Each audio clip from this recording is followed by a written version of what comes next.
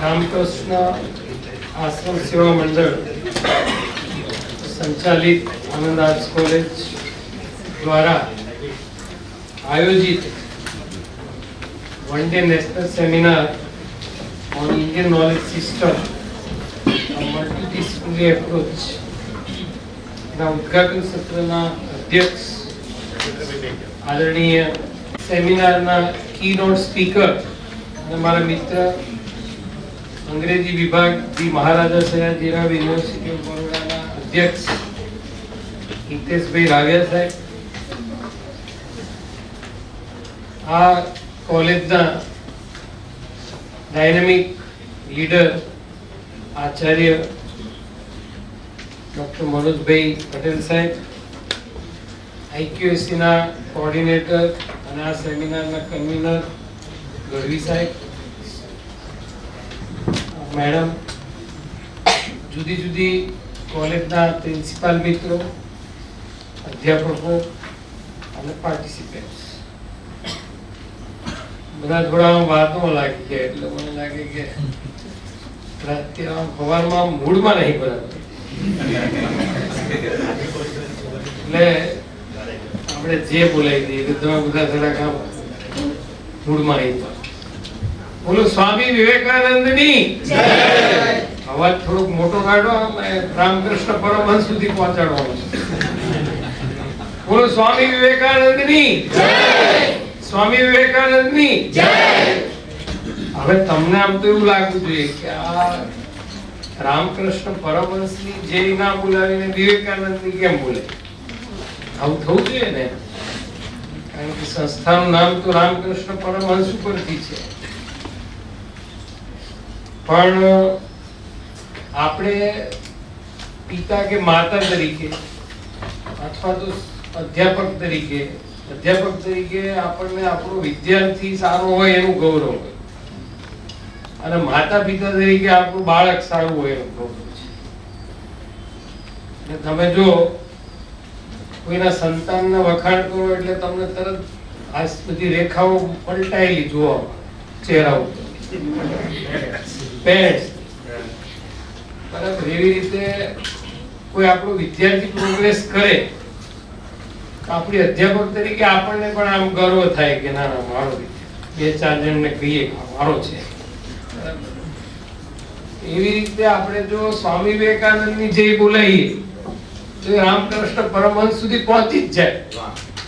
એટલા માટે આપણે એમની જય બોલાવી. હવે આજનો વિષય ખૂબ સારો છે, મારે થોડી ઉતાવળ છે એટલે મારે થોડી ઝડપ રાખવી પડશે. વિષય બહુ મને ગમતો વિષય છે, કારણ કે ભારતીય જ્ઞાન પરંપરા આ તો કેટલી મોટી વાત છે, કેટલી મોટી ફિલોસોફી છે. અને આપણે ત્યાંની પરંપરા જોઈએ તો ભગવાન રામ વખતે પણ એ લોકો આશ્રમમાં રહીને જઈને ભણ્યા. બરાબર, એમને ત્યાં શું કહેવાય કે આશ્રમમાં એમને માર્ગદર્શન થયું એમનું. બરાબર, અને એ વખતની જે વ્યવસ્થા હતી એ પછી આપણે ભગવાન કૃષ્ણનું જોઈએ તો એ પણ સાંદીપની ઋષિના આશ્રમમાં રહીને ભણ્યા. એટલે આપણે પાછળ ડોક્યુ કરીએ પ્રાચીનમાં તો આવી રીતે આપણને જોવા મળે કે ત્યારની શિક્ષણ વ્યવસ્થા કઈ પ્રકારની હતી. બરાબર, અને એના કારણે આપણે રામરાજ્યની કલ્પના કરી. હવે રામરાજ્યની કલ્પના કરીએ એટલે આપણને બધું સારું સારું જ લાગે, બધું સારું સારું હશે એમ, અને હોય તો જ રામરાજ્ય કહેવાય. તો હવે આ જે સારું સારું હોય છે, સારું સારું લાગે, વ્યવસ્થાઓ બધી સુંદર હશે, બરાબર, એ વખતનું એમનું લોકોનો વ્યવહાર ખૂબ સુંદર હશે, તો બધું આવ્યું ક્યાંથી એમ?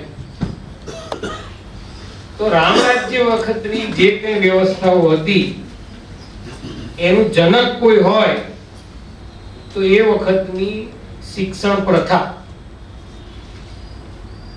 એ પછી કૃષ્ણ ભગવાનનો કાળ લઈ લઈએ તો એ વખતનું જે કંઈ હોય શિક્ષણ પ્રથા, એના કારણે એ વખતનો કાળ એમણે તો પછી જે દુશ્મનો હતા એ ડામીને એમણે પોતે આખું સુરાજ્ય સ્થાપિત કર્યું. તો આ બધા જે ઉદાહરણો છે એની પાછળ જો કોઈ ચાલક બળ હોય તો એ શિક્ષણ પ્રથા છે. એમ આપણા દેશની અંદર પણ વલ્લભી, તક્ષશિલા, નાલંદા આવી ઉત્કૃષ્ટ વિદ્યાલયો હતી. એનો ઇતિહાસ આપણને ખબર છે.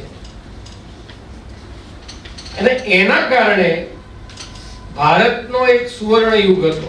આપણે બધા ઇતિહાસમાં ભણ્યા કે ભારત સોને કી ચીડિયા એવું આપણે કહેતા. બરાબર.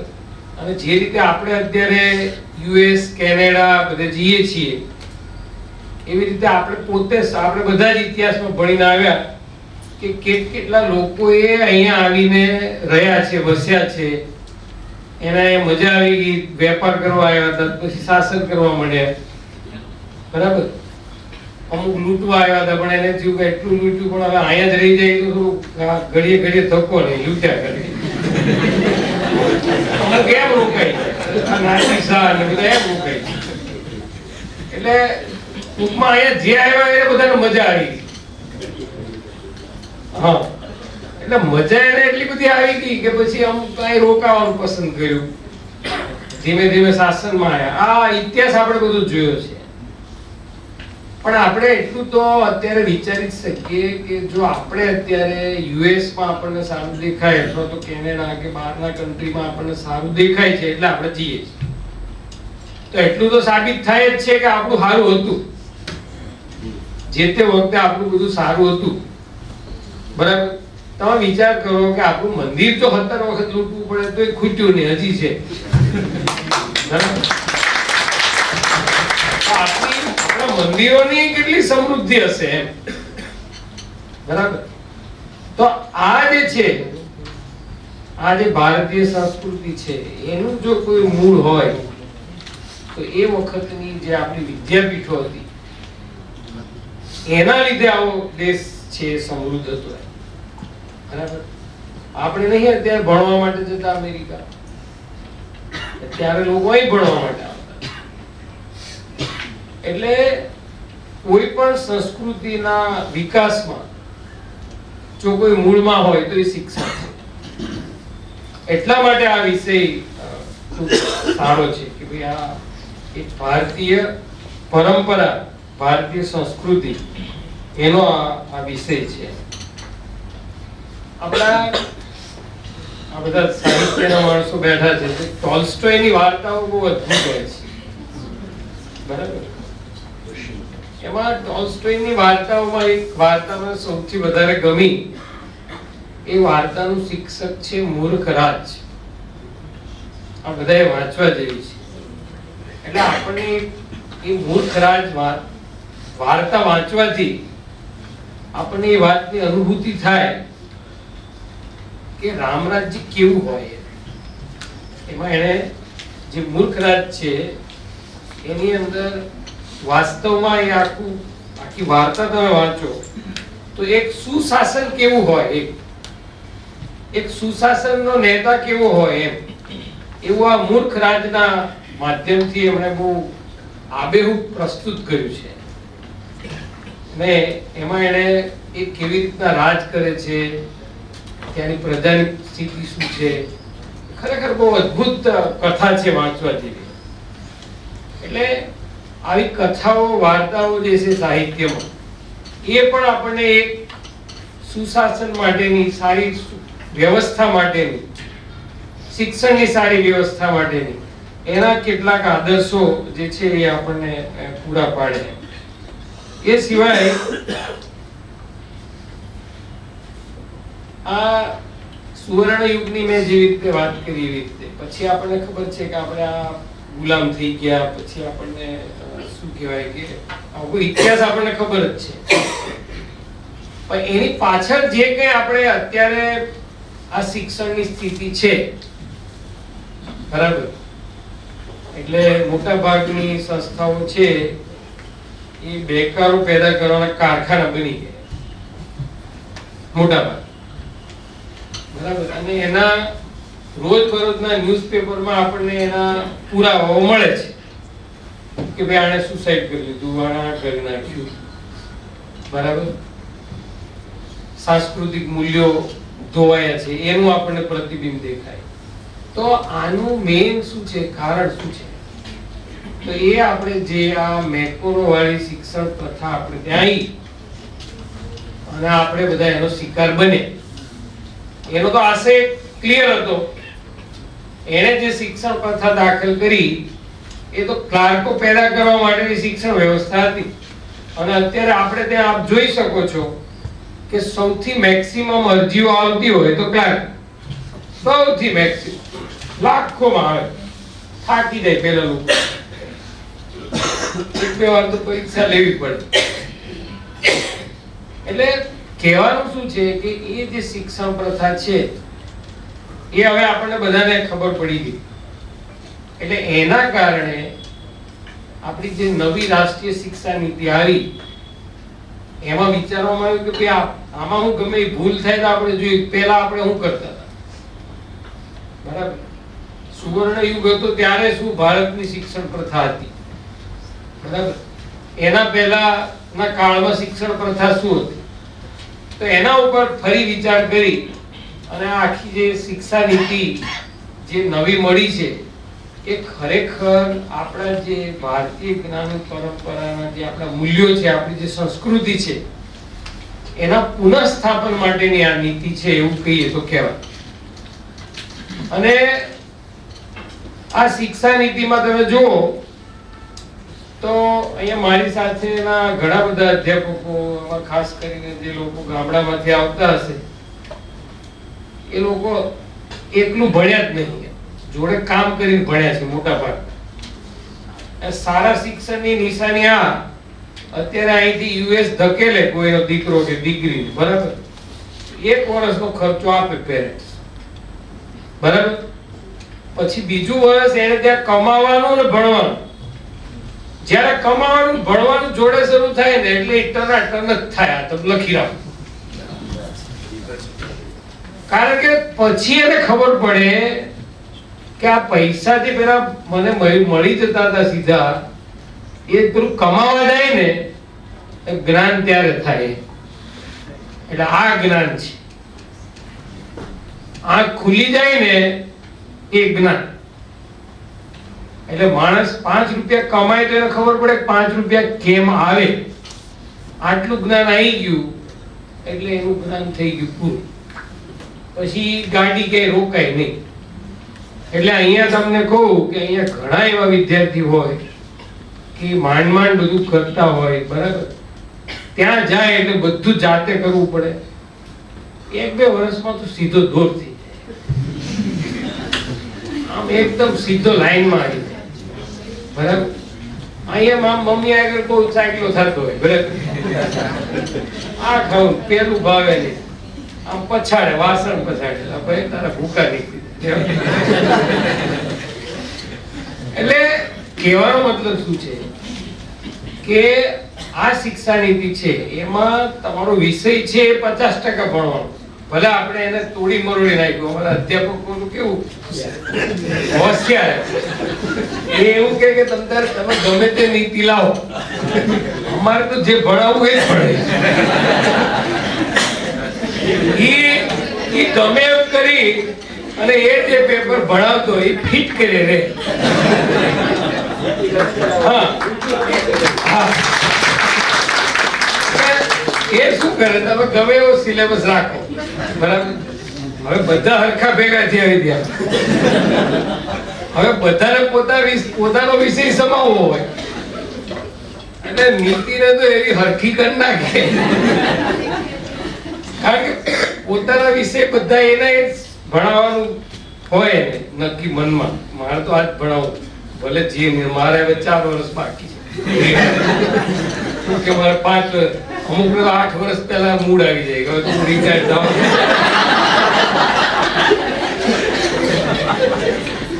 એટલે ગમે એવો સિલેબસ બનાવે, એ શું કરે, એને જે કમ્ફર્ટ ઝોન છે એ ગમે એમ કરીને સિલેબસમાં ઘુસાડે. એવા બધા હરખા ભેગા થઈ જાય.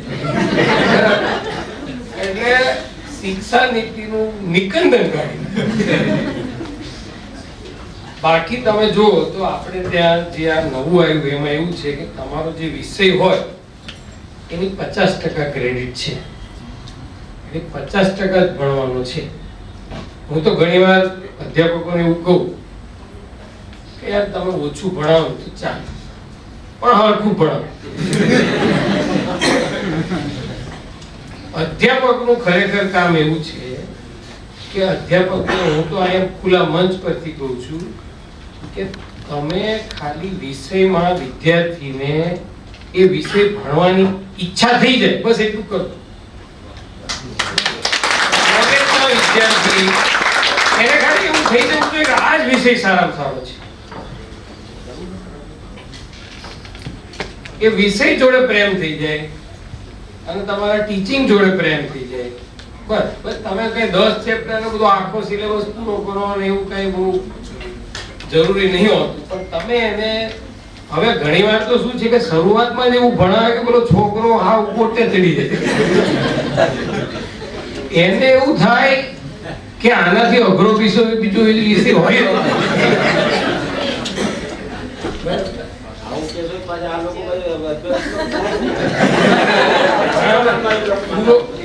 પૂરો કરવાનું કેવું ના પાડું. હું એવું કહું છું કે તમે એને પાટે ચડાવી દો, છોકરાને પાટે ચડાવવાની વાત, બરાબર?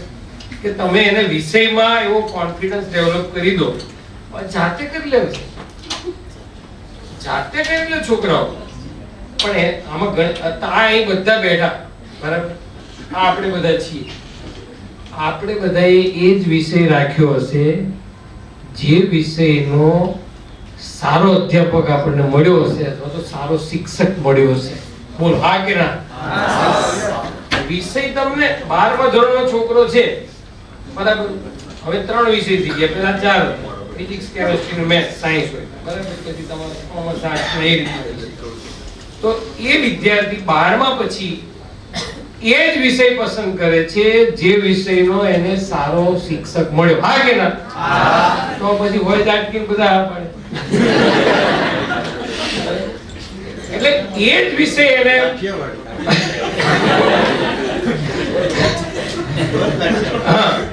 એટલે બધાને જે શિક્ષક સારું ભણાવે એ વિષય પ્રત્યે પ્રેમ થઈ જાય. એમાં તમે એગ્રી કે નહીં? મેં ખાલી એટલું કીધું કે તમારે તમારો વિષયને મૂકવાનો એવી રીતે કે એ વિષય વિદ્યાર્થીને ગમતો થઈ જાય. પછી આ તો કોલેજના વિદ્યાર્થી છે, એકવાર એને વિષય ગમતો થઈ જાય તમને નહીં પૂછે, જાતે શીખી લેશે. પણ એને ગમતું થાય. આપણી જે ભારતીય જ્ઞાન પરંપરા છે એ વિષયને ગમતો કરવાની પરંપરા છે. એ આપણી પરંપરા છે. આ બધા આશ્રમમાં ક્યાં બ્લેકબોર્ડ ને લઈને ભણાવતા હતા, બરાબર? એ એવું જીવન જીવતા હતા ને એવું કામ કરાવતા હતા કે એમાં શિક્ષણ તો ખાલી એક પેકેજના ભાગરૂપે અંદર હોય. એટલે એ જે શિક્ષણ હતું એ એક્સપિરિયન્સ બેઝડ લર્નિંગ. હવે કોઈ તરતા શીખવું હોય તો ચોપડીથી તરતા આવડે? ચોપડીમાં બધા સ્ટેપ લખ્યા હોય, બરાબર? આમ પગ હલાવવાના, આમ હાથ હલાવવાના, બરાબર? શ્વાસ રોકી રાખવો અને અંદર જાય તો બડબડિયા થાય કે નહીં? એવું છે. હવે એ લખેલું હોય એ રીતે થાય? એ તો પડે તો તરતા આવડે. આ બધાય સાયકલ એકવાર શીખી છે, પડ્યા પછી જ આવડી કે નહીં? કોઈ છે આમાં એવું કે પડ્યા વગર સાયકલ આવડે? ન આવડે. પડે પછી જ એને એમ થાય ખરખું કેમ રહેવા. પછી નવું બાઇક લે, બાઇક શીખવાનું, એની થિયરી કોક તમને આપી દે, બરાબર? કે પેલા ન્યુટ્રલ કરી, બરાબર? કિક મારવી, બરાબર? પછી ક્લચ દબાઈ રાખવું, પછી ધીરે ધીરે ક્લચ છોડવું. કેટલાનો પહેલી વાર ધીરે ધીરે છૂટ્યો તો ભાઈ? ના છૂટે. મારું કહેવાનું શું છે કે આપણી જે પરંપરા છે એ પ્રયોગ આધારિત, ક્રિયા આધારિત, એ આપણી ભારતીય પરંપરા છે કે ભાઈ તમે કોઈ બી એક્ટિવિટી કરાવો, બરાબર, જે તમે દાખલા તરીકે તમને હું સ્વાધ્યાય પરિવારનો દાખલો આપું તો બધા પ્રયોગો છે. યોગેશ્વર કૃષિનો પ્રયોગ, પતંજલિ ચિકિત્સાલયનો પ્રયોગ, બરાબર, એવી રીતે બીજા સંગઠનો બી હશે આવી રીતના, બરાબર. તો એ પ્રયોગોથી શું છે કે માણસ જો એક્ટિવિટી કરે, એક્ટિવિટીથી જ માણસમાં પરિવર્તન આવે.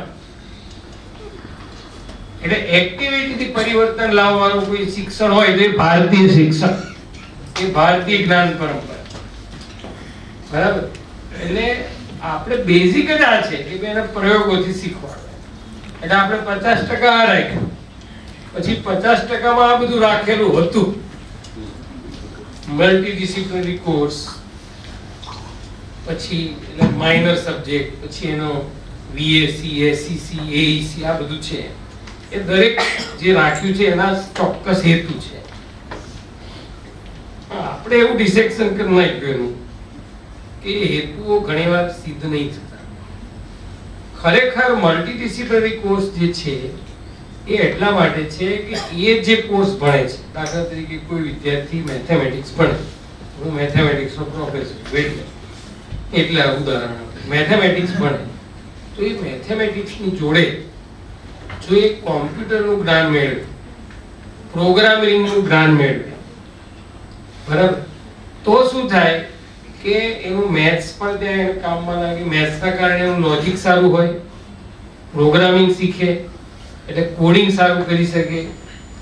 એટલે એ જે છે એ આ યુગમાં જે કામ છે એ કામ સારી રીતે આ યુગના પ્રમાણમાં કરીએ તો એ મેથેમેટિક્સ જોડે ખરેખર ફિટ શું બેસે તો આ પ્રોગ્રામિંગ છે, બરાબર. અત્યારે એઆઈ છે, એઆઈ તો બધા જોડે આ સાહેબ રાગે છે, એઆઈ તો બધાને બેહાડ દે, જાવ નથી બેહાડવાના, એઆઈ ને તો બધા જોડે ફિટ કરી દેશે. તો આ બધા કોર્સિસ છે એ મલ્ટીડિસિપ્લિનરી કોર્સિસ એટલા માટે કે, અને પછી વેલ્યુ એડેડ કોર્સ. તો વેલ્યુ એડેડ કોર્સનો મતલબ શું છે કે ભાઈ એ જે કોર્સ તેને ભણ્યો, દાખલા તરીકે કોઈ વિદ્યાર્થી છે એ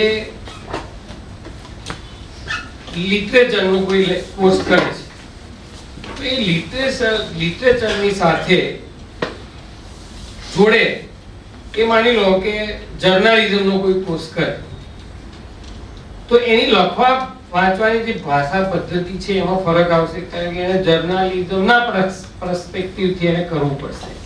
તો એ એની વેલ્યુ એડિશન થઈ. તો વેલ્યુ એડેડ કોર્સિસ છે એ જે ભણવાનો છે એમાં કઈ વેલ્યુ એડ કરે એના માટેના કોર્સ છે. જે સ્કિલ એન્હાન્સમેન્ટ કોર્સ છે એ જે એને વિષય રાખ્યો એમાં એની કોઈ સ્કિલ ડેવલપ કરે છે. આપણે તો શું કરીએ, મેથેમેટિક્સ ભણતો તો એનું માઇનર આપણે નથી કર્યું, એનું એમડીસી આપણે નથી કર્યું, બરાબર. એટલે આપણું જે સબસિડરી ચાલતું હોય એ આપણે એમડીસી માઇનર ફિટ કરી દઈએ. એવું નથી ખરેખર. એટલે આ વિચારવા જેવો વિષય છે એટલે મેં મૂક્યો કે ભાઈ એને જે માઇનર ભણાવવાનું છે એને કંઈક આમાં કામ લાગે એવું કરવાનું છે. જે એને આ 3 કે 4 વર્ષ પછી જે ડિગ્રી લેવાનો છે એ ડિગ્રી લઈને જાય પછી એ શું કામ કરવાનું છે એના પ્રમાણે એનો સિલેબસ ડિઝાઇન કરવાનો છે, બરાબર. હવે આપણે તો બધું પેકેજ જ હોય, બાસ્કેટ બનાવ્યું હોય, બાસ્કેટમાં 14 હોય પણ કે ભાઈ બે જ લેવા છે આપણે ઘરે, બે જ હોય આપણે ત્યાં, બે અધ્યાપકો છે એટલે બાસ્કેટ હોય આખું ભરેલું, એમાં બે જ ચાલશે. હવે આમાં ચોઇસ બેઝ ક્યાં રહ્યું? અને પાછું લખ્યું CBCS 2025 NEP 2020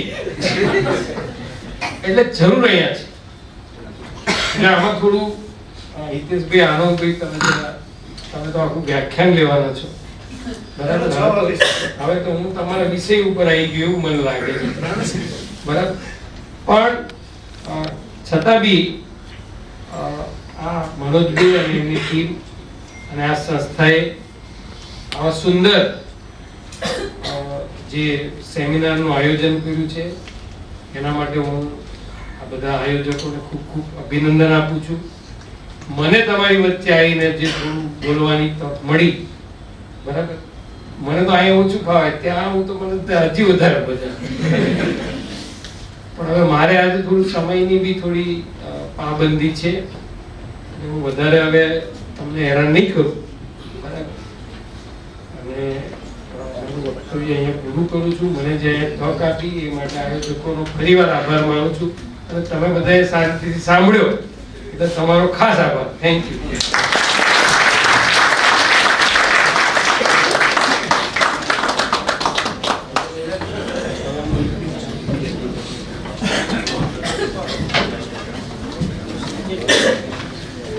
Thank you.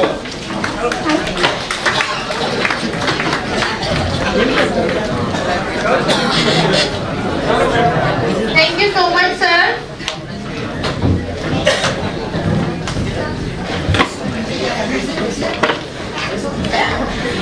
Now to formally introduce the key objective and the academic vision of this particular seminar, I would like to invite degree, બરાબર, 1 વર્ષનો ખર્ચો આપે પેરેન્ટ્સ, બરાબર.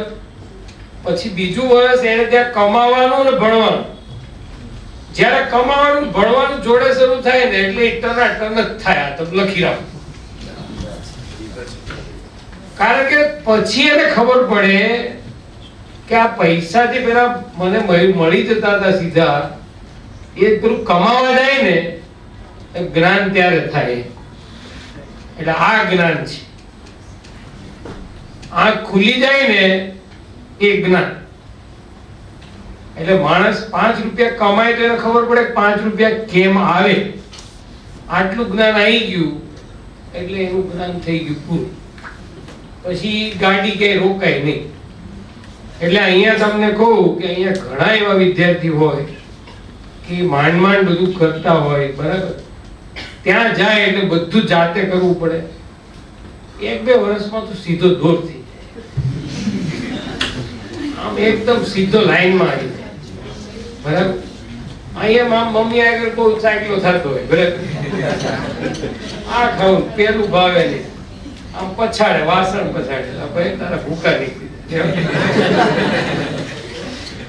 એટલે કહેવાનો મતલબ શું છે કે આ શિક્ષા નીતિ છે એમાં તમારો વિષય છે 50% ભણવાનો. ભલે આપણે એને તોડી મરોડી નાખ્યું. અમારા અધ્યાપકોનું કેવું હોશિયાર, એ એવું કે તમે ગમે તે નીતિ લાવો, અમારે તો જે ભણાવવું એ ભણે. એ ગમે એમ કરી અને એ જે પેપર ભણાવતો એ ફિટ કરે રે. હા, એ શું કરે, તમે ગમે એવો સિલેબસ રાખો, બરાબર. હવે બધા હરખા ભેગા થયા ત્યાં. હવે બધાને પોતાનો વિષય સમાવવો હોય એટલે નીતિને તો એવી હરખી કરી નાખે, કારણ કે પોતાના વિષય બધા એને ભણાવવાનું હોય ને નક્કી મનમાં, મારે તો આજ ભણાવું, ભલે જે મારે હવે 4 વર્ષ બાકી છે કે મારે 5 વર્ષ, અમુક 8 વર્ષ પહેલા મૂડ આવી જાય કે તો રિટાયર થાવ.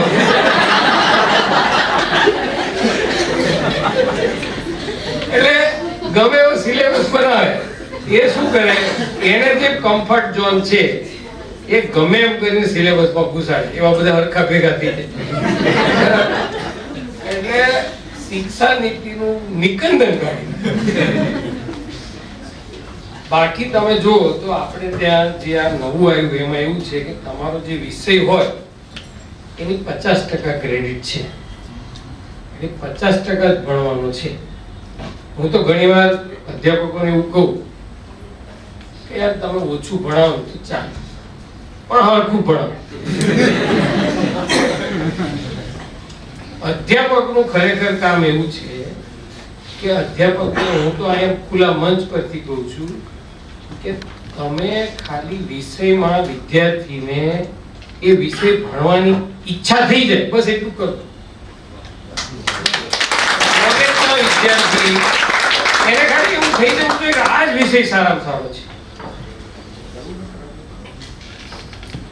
એ વિષય જોડે પ્રેમ થઈ જાય અને તમારા ટીચિંગ જોડે પ્રેમ થઈ જાય બસ. તમે કઈ 10 ચેપ્ટર ને બધું આખો સિલેબસ પૂરો કરો અને એવું કઈ બહુ જરૂરી નહીં હોતું. પણ તમે એને હવે ઘણીવાર તો શું છે કે શરૂઆતમાં જ એવું ભણાવે કે પેલો છોકરો હાવ પોતે ચડી જાય.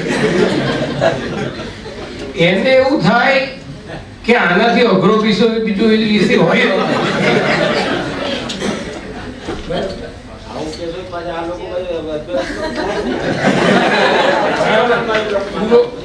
પૂરો કરવાનું કેવું ના પાડું. હું એવું કહું છું કે તમે એને પાટે ચડાવી દો. છોકરાને પાટે ચડાવવાની વાત બરાબર કે તમે એને વિષયમાં એવો કોન્ફિડન્સ ડેવલપ કરી દો. જાતે કરી લે છોકરાઓ. પણ આમાં અહીં બધા બેઠા બરાબર આપણે બધા છીએ. આપણે બધાએ એ જ વિષય રાખ્યો હશે જે વિષયનો સારો અધ્યાપક આપણને મળ્યો હશે અથવા તો સારો શિક્ષક મળ્યો હશે.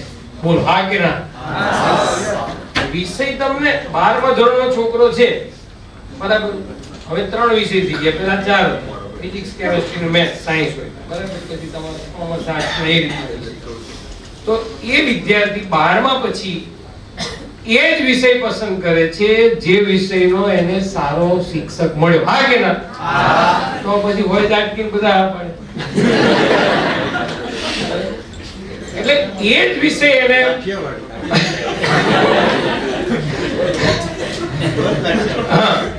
એટલે બધાને જે શિક્ષક સારું ભણાવે એ વિષય પ્રત્યે પ્રેમ થઈ જાય. એમાં તમે એગ્રી કે નહીં? મેં ખાલી એટલું કીધું કે તમારે તમારો વિષયને મૂકવાનો એવી રીતે કે એ વિષય વિદ્યાર્થીને ગમતો થઈ જાય. પછી આ તો કોલેજના વિદ્યાર્થી છે, એકવાર એને વિષય ગમતો થઈ જાય તમને નહીં પૂછે, જાતે શીખી લેશે. પણ એને ગમતું થાય એટલે આપણી જે ભારતીય જ્ઞાન પરંપરા છે એ વિષયને ગમતો કરવાની પરંપરા છે. એ આપણી પરંપરા છે. આ બધા આશ્રમમાં ક્યાં બ્લેકબોર્ડ ને લઈને ભણાવતા હતા બરાબર. એ એવું જીવન જીવતા હતા ને એવું કામ કરાવતા હતા કે એમાં શિક્ષણ તો ખાલી પેકેજના ભાગરૂપે અંદર હોય. એટલે એ જે શિક્ષણ હતું એ એક્સપિરિયન્સ બેઝડ લર્નિંગ. હવે કોઈ તરતા શીખવું હોય તો ચોપડીથી તરતા આવડે. ચોપડીમાં બધા સ્ટેપ લખ્યા હોય બરાબર. આમ પગ હલાવવાના, આમ હાથ હલાવવાના બરાબર. શ્વાસ રોકી રાખવો અને અંદર જાય તો બડબડિયા થાય કે નહીં? એવું છે. હવે એ લખેલું હોય એ રીતે થાય. એ તો પડે તો તરતા આવડે. આ બધાય સાયકલ એકવાર શીખી છે, પડ્યા પછી જ આવડી કે નહીં? કોઈ છે આમાં એવું કે પડ્યા વગર સાયકલ આવડે? ન આવડે. પડે પછી એને એમ થાય ખરખું કેમ રહેવા. પછી નવું બાઇક શીખવાનું, એની થિયરી કોક તમને આપી દે બરાબર કે પેલા ન્યુટ્રલ કરી બરાબર, કિક મારવી બરાબર, પછી ક્લચ દબાઈ રાખવું, પછી ધીરે ધીરે ક્લચ છોડવું. કેટલાનો પહેલી વાર ધીરે ધીરે છૂટ્યો તો ભાઈ? ના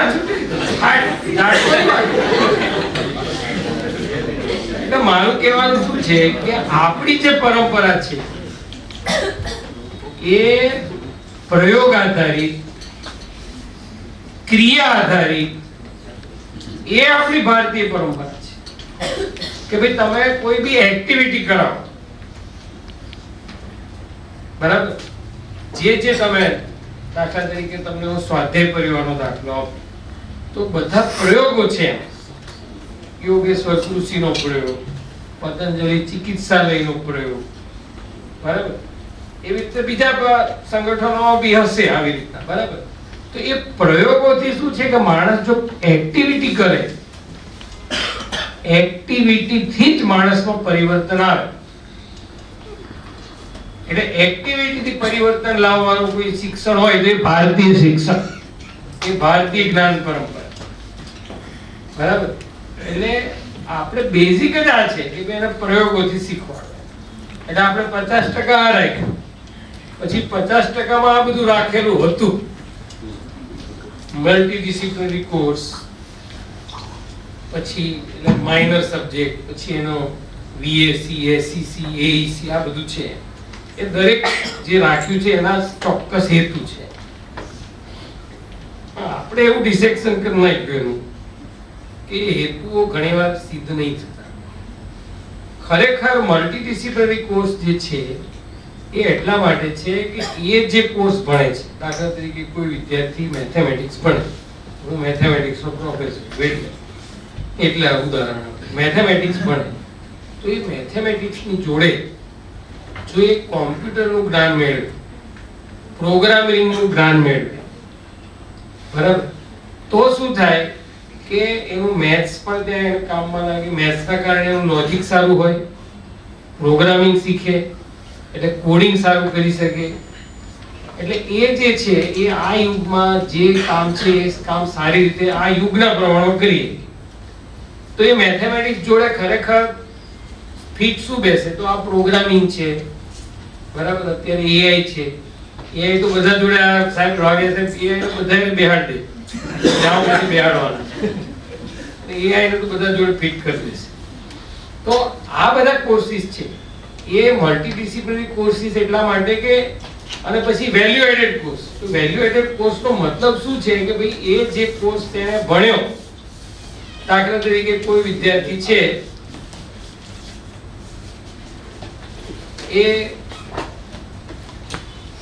લિટરેચરનો કોઈ કોર્સ કરે છે, તો એ લિટરેચરની સાથે જોડે એ માની લો કે જર્નાલિઝમનો કોઈ કોર્સ કરે તો એની લખવા વાંચવાની જે ભાષા પદ્ધતિ છે એમાં ફરક આવશે, કારણ કે એને જર્નાલિઝમના પર્સપેક્ટિવથી એને કરવું પડશે. તો એ એની વેલ્યુ એડિશન થઈ. તો વેલ્યુ એડેડ કોર્સિસ છે એ જે ભણવાનો છે એમાં કઈ વેલ્યુ એડ કરે એના માટેના કોર્સ છે. જે સ્કિલ એન્હાન્સમેન્ટ કોર્સ છે એ જે એને વિષય રાખ્યો એમાં એની કોઈ સ્કિલ ડેવલપ કરે છે. આપણે તો શું કરીએ, મેથેમેટિક્સ ભણતો તો એનું માઇનર આપણે નથી કર્યું, એનું એમડીસી આપણે નથી કર્યું, બરાબર. એટલે આપણું જે સબસિડરી ચાલતું હોય એ આપણે એમડીસી માઇનર ફિટ કરી દઈએ, એવું નથી ખરેખર. એટલે આ વિચારવા જેવો વિષય છે એટલે મેં મૂક્યો કે ભાઈ એને જે માઇનર ભણાવવાનું છે એને કંઈક આમાં કામ લાગે એવું કરવાનું છે.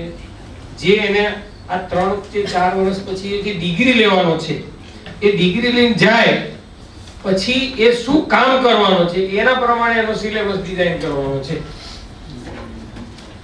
બરાબર. હવે આપણે તો બધું પેકેજ જ હોય, બાસ્કેટ બનાવ્યું હોય, બાસ્કેટમાં 14 હોય પણ કે ભાઈ બેગ લેવા છે આપણે ઘરે, બેગ હોય આપણે ત્યાં બે અધ્યાપકો છે એટલે બાસ્કેટ હોય આખું ભરેલું, એમાં બે જ ચાલતી. હવે આમાં ચોઈસ બેઝ ક્યાં રહ્યું, અને પાછું લખ્યું CBCS 2025 NEP 2020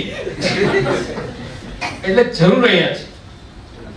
એટલે આમાં થોડું હિતેશભાઈ આનંદભાઈ તમે તો આખું વ્યાખ્યાન લેવાના છો, બરાબર. હવે તો હું તમારા વિષય ઉપર આવી ગયો એવું મને લાગે છે, બરાબર.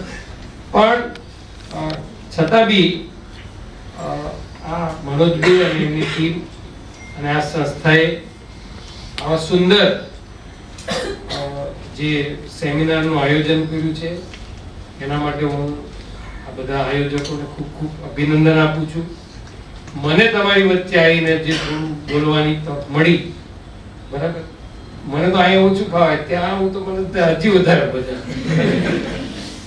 પણ હવે મારે આજે થોડું સમયની બી થોડી પાબંદી છે, હું વધારે હવે તમને હેરાન નહીં કરું, બરાબર? અને મારું વક્તવ્ય અહીંયા પૂરું કરું છું. મને જે તક આપી એ માટે આયોજકોનો ફરીવાર આભાર માનું છું, અને તમે બધાએ શાંતિથી સાંભળ્યો એટલે તમારો ખાસ આભાર. Thank you.